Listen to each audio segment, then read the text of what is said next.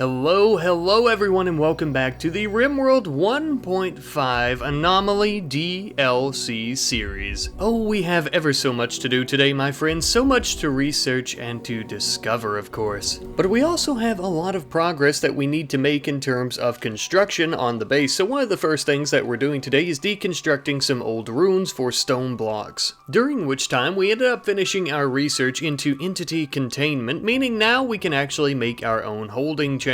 For our next research, we're going to begin working on void provocation. Essentially, what this will allow us to do is use a ritual spot to provoke the void and entities to come to us, allowing us to fight with them and hopefully be able to capture them and study them. Yet another reason we need some resources to build some pretty sturdy holding chambers. A bit later on, and we would actually use some wood to build ourselves a proper storage building. That way we can get all of our things out of that little cave that we had dug in the hill. We also ended up getting our very first harvest from our rice field, and I'm very glad that we did it when we did, because there were a bunch of muffalo down there trying to eat them. We also had a wild woman who had entered the area. Of course, she's not associated with any faction or anything like that, but little did she know she was being hunted.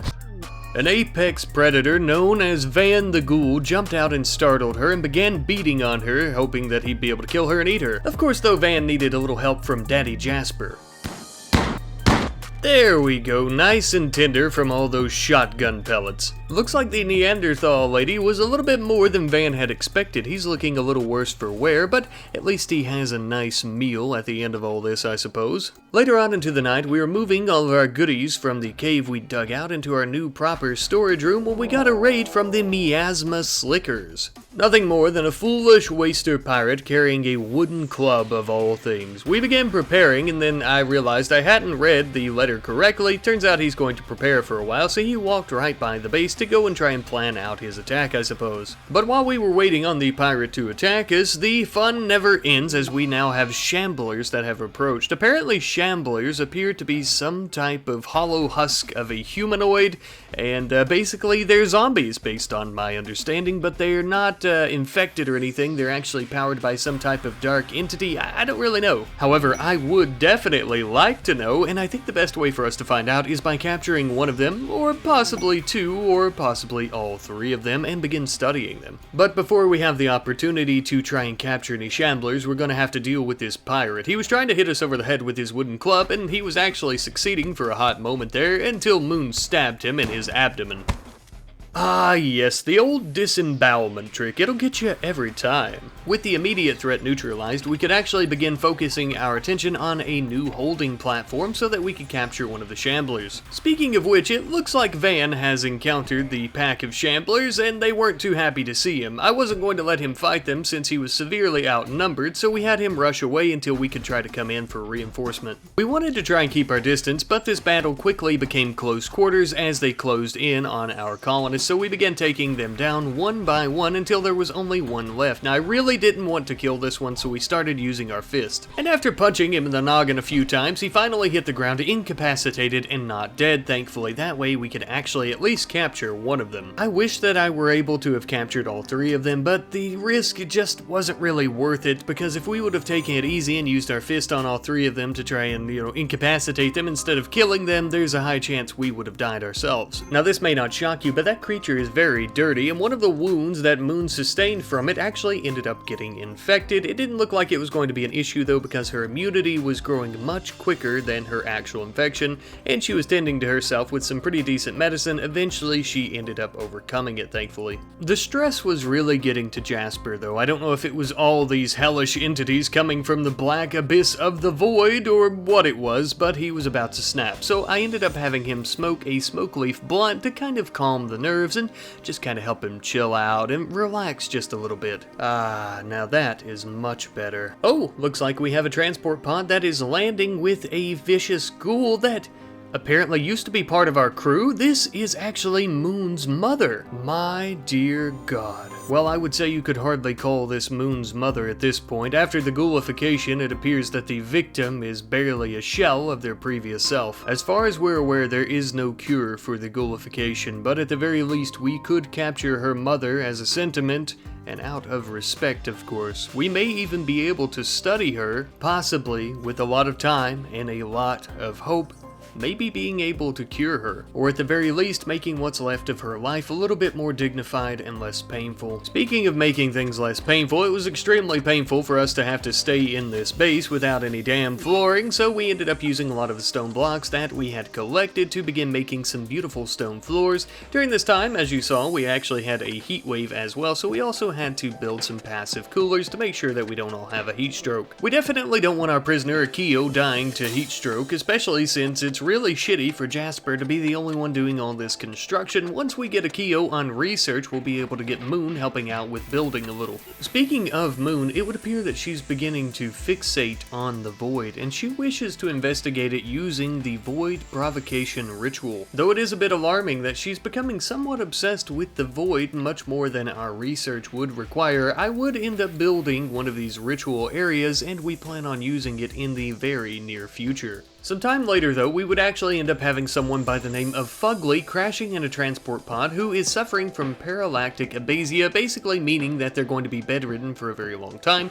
but we would accept, and I'm glad we did, because Fugly here has a smorgasbord of good skills. Though of course the downside, as mentioned, is it's going to take about 2.5 in-game months before she can actually do anything. We were beginning on some more anomaly research. I was going to try to go for void sculptures, and of course I would have to work my way down through the research tree before we could get to sculptures, and I'm basically just trying to get most of the basic research completed at this point. Hours later, we ended up having a drifter that entered the area, and the game said that we could have one of our people approach and speak with them. And now I was warned about this type of event by our good friend Magical Master, who said that I should be wary of strangers like this. Now I hadn't seen this comment until after the footage that you're looking at now was already recorded, so I did end up accepting him, into our colony here without hesitation for the most part, mostly because with his ability here, I thought that he may have some type of connection to the Void. Maybe he has information about it as well. His skill set was nothing to brag about, but his ability was apparently Dead Life Dust, which would bring corpses back to life to fight for him. Something like a necromancer, it would appear. Hey there, future retrospective Rat Knight here, coming back to you for a minute. I just wanted to say that instead of a necromancer, I think he's probably more like a space necromancer, since it's not really magic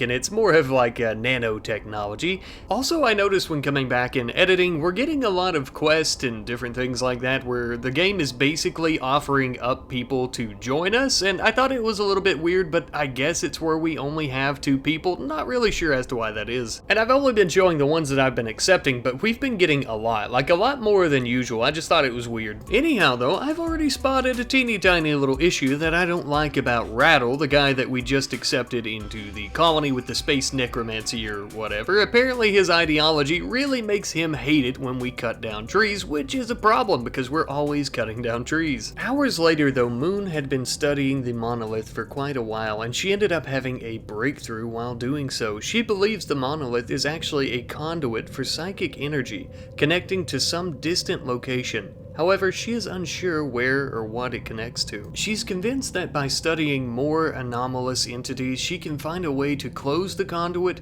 or even learn to harness its power. A prospect that she in particular seems to be quite interested in. A very interesting possibility and discovery indeed, though it is much easier said than done, I'm sure, especially since we're going to have to study more of these entities, and at the moment we only have 2 that we didn't already know about previously, as the ghoul mother of Moon is something that we were aware of with Van. With that being said though, tying into needing to do more research into these entities brings me to this. I am going to be building a containment center for these entities. That is why I've been deconstructing so many of these rooms for their stone blocks. For one, of course, our electronics will require steel, so I didn't want to build the entire facility out of that, not when there was free stone just lying around waiting to be collected.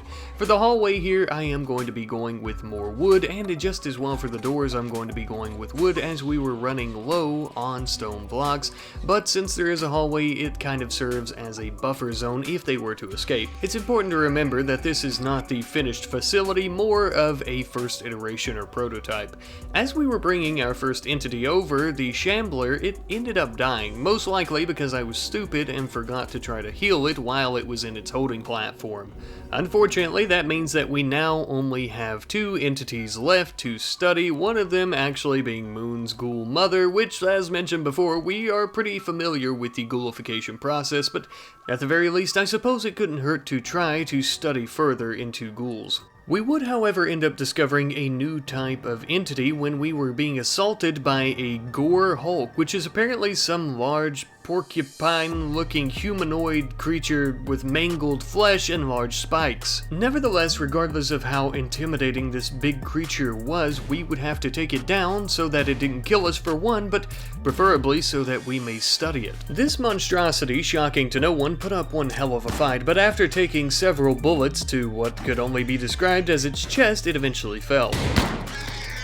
With this horrible creature incapacitated, we would rush in to try and scoop it up before it healed itself with its abnormal healing abilities, and we would try to contain it as best we could with the chains that we had. That is something interesting that I've noticed about basically all the entities thus far. They can always take one hell of a punch and mostly just become incapacitated without dying, which is good for us in terms of capturing them. This also means that they have an extremely accelerated and very unusual healing ability. As you can see, this Gore Hulk is completely healed from the battle with us after we helped it tend to its wounds. Moon would study the Gore Hulk for hours on end before meeting up with Jasper in the dining hall and comparing notes and research about the entities with him. Well, either that or they're both reading some kind of smut novel. We would end up using our vast, expansive stockpile of logs to finish up the flooring in our main living quarters here, mostly just finishing up the flooring in our research room. Of course, it wasn't beautiful, but it was better than the dirt floor that we currently had. Though this peaceful time of construction wouldn't last long, as we had an entity trying to escape, our very first entity, I might add, the Sight Stealer that we captured in the first episode. It was at this point that if you've already left a comment from earlier telling me that I shouldn't have made these doors out of wood, I agree with you now. We cracked open the door so this big bastard could come out where we could get a good look at him. We shot him a few times, stabbed him a few more, and eventually we finally took him down and we would take him back to his holding platform. I really wish that there were a way so that we could name these entities. I'm sure I probably could use a mod or maybe dev mode, or I'm sure I could figure something out. So if you guys want to give these entities some names, be sure to let me know in the comment section. We would also end up receiving the quest about the fleeing damsel in distress from the Empire on this planet, but I decided that there really wasn't any reason that I would be interested in doing this, and I'm just going to avoid any of the Empire quests totally.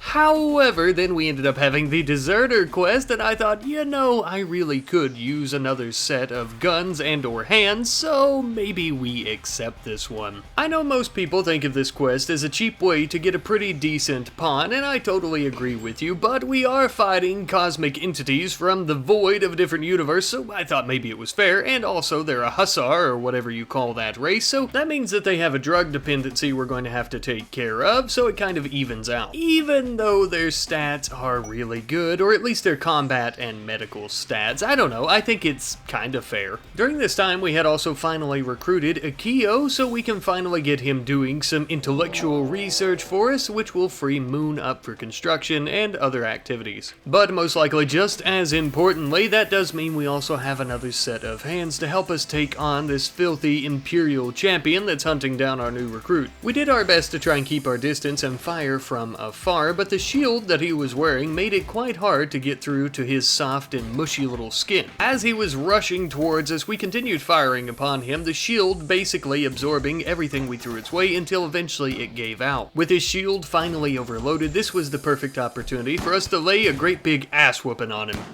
And thus we did, and with a puff of green smoke, he was no more. Well, actually, he was some ghoul chow for Van. You know, this actually brings me to my next point. This was mentioned in a comment by our good friend LazyBones378, who was saying that we may need to create a ranch to feed Van and any other ghouls that we get, and I think that's a good idea. You know, as for now, we've been putting all of our corpses as well out by these trees that eat corpses, and I don't really think that that's the best use of our corpses since Van will eat those. So I've actually decided to build a very small freezer where we can store human corpses for Van to eat. It's not a ranch, but it is food. Now I don't plan on depriving the trees completely of corpses. I plan on putting some of the rotting ones out there, such as human ones, which will be less common now that we're freezing them, but more common will be the animal ones, and this way the trees get some food, and so does Van, and also we don't have to waste any of our fresh animal corpses on Van or the trees. We can eat them ourselves. Because of our new freezer, as well as the lighting and everything in our containment facility, we're not doing so great in terms of our power consumption, so we're going to build a secondary wind turbine to effectively power the entire base. Also, real quick, something that I didn't mention earlier, Rattle here has organ decay, so basically his lungs and his heart are all failing, which is a new disease or something like that that comes with the 1.5 update. Now that is important for a few reasons. One, he's going to die, but two, this caused him to have a mental break where he is going to begin slaughtering all of our entities for whatever reason. Unfortunately, before we had the chance to stop him, he rushed in on Moon's ghoulified mother and killed her. We would send Akio in to try and confront him about this, but he became aggressive with Akio and we ended up having to take him down.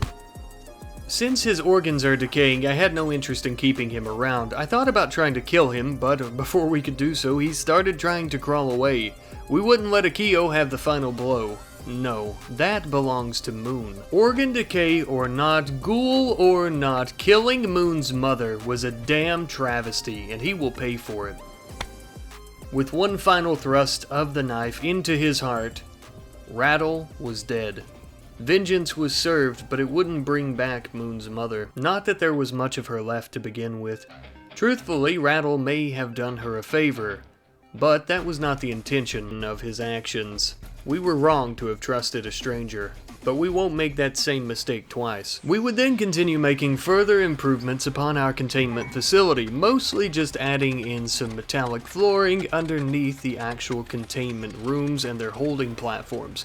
Now this may seem insignificant, but we have very little knowledge about the entities that we plan on keeping in here, as we don't even know what most of them are, so we need to make sure that every square inch of these rooms are safe and secure as possible. We had also finally finished up our extensive research into microelectronics, meaning that we will now be able to create a comms console as well as an orbital trade beacon.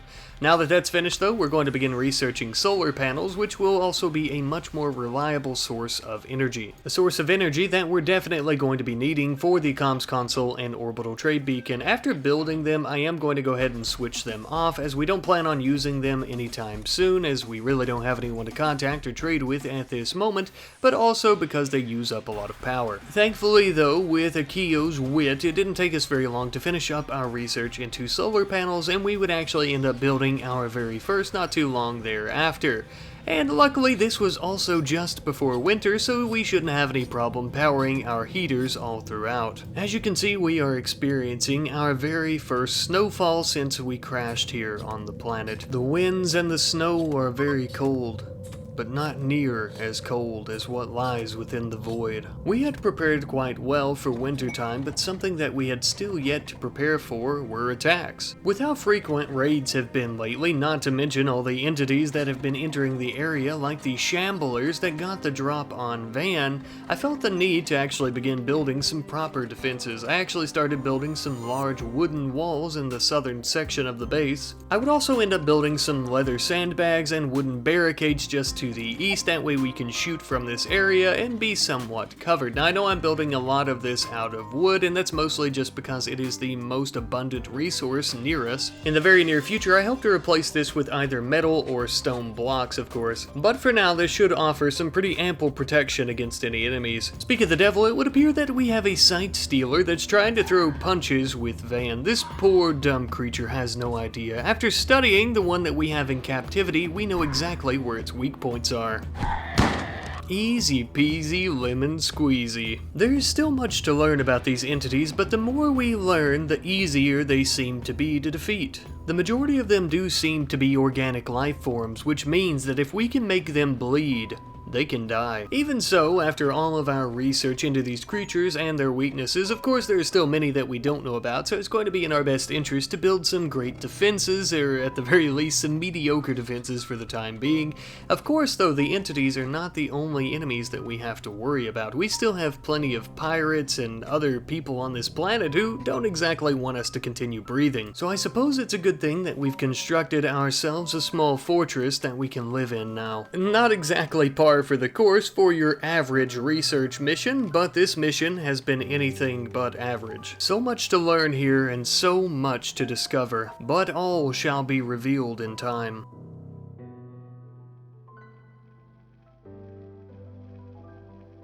Thank you for watching episode 2 of the RimWorld 1.5 Anomaly DLC series. Truly, I do hope that you guys have enjoyed today's episode. I've had a lot of fun playing today's episode, of course, as well. I feel like we've made a lot of progress in trying to grow our population around the colony here, the research base.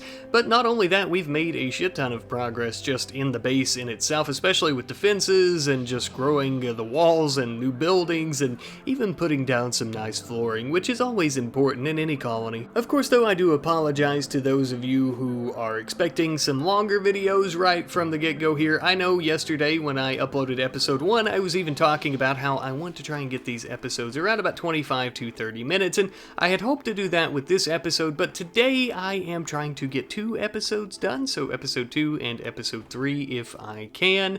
Mostly just, to be transparent, because the DLC just came out. There's a lot of eyes on it, there's a lot of hype around it, and I'm trying to find a good in-between for like longer form content and also being able to get the videos out fairly quickly before the hype dies down around the DLC. To be completely honest with you, I'm wanting to entertain everyone, but also try and grow the audience and the community here as well, with the new DLC. And I know that not everybody's too excited about when stuff like that happens, and I totally get that, but I'm just trying to grow the channel as well as provide some pretty quality content. I think under 25 minutes isn't too bad for the get-go of a new DLC series and stuff like that. So as we continue, of course, like I mentioned, I am going to continue to strive and shoot for about 25 to 30 minute long episodes. And as always, I want to thank you guys for providing such amazing feedback. On episode 1 thus far, I've gotten so many great comments and everything,